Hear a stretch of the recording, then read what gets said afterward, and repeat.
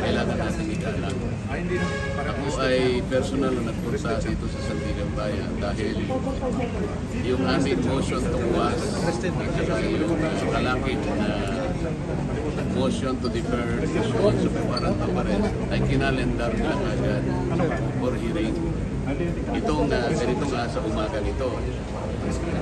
Ngayon, napakagandang indikasyon yun na umiral ang ating mga batas. So gusto ko magpasalamat sa Sandigan Bayan dahil kinalendar nila agad for hearing.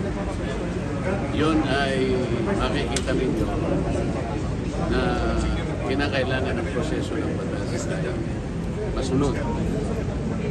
So, nung sabi ng Sandigan Bayan, meron na silang determination of probable cause.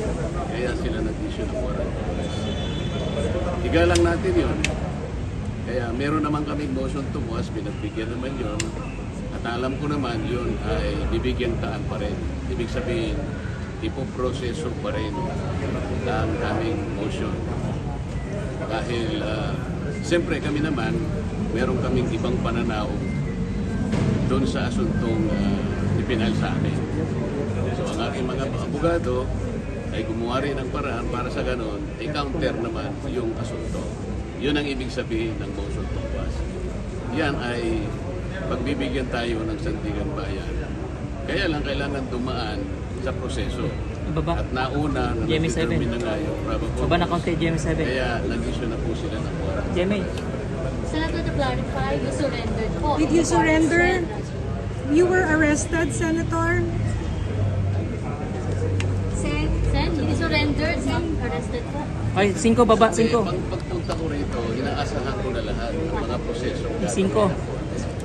Kagaya ng sinabi ko sa inyo, ako ay hindi magtatago, haharapin ko ang batas, ang asunto, sangayon sa pagkakaintindi ko sa mga batas natin. Kaya kailangan pong dumaan ang proseso. Kasama na po yung pagpunta ko rito, yung hangarin ko na kung i-serve po nila yung warrant of arrest, tatanggapin ko. Senator, ano po message ninyo to your fellow INC? Nararamdaman ninyo siguro. Ay, GMA7, baba. Send message to the INC po. Message to your fellow INC, Senator.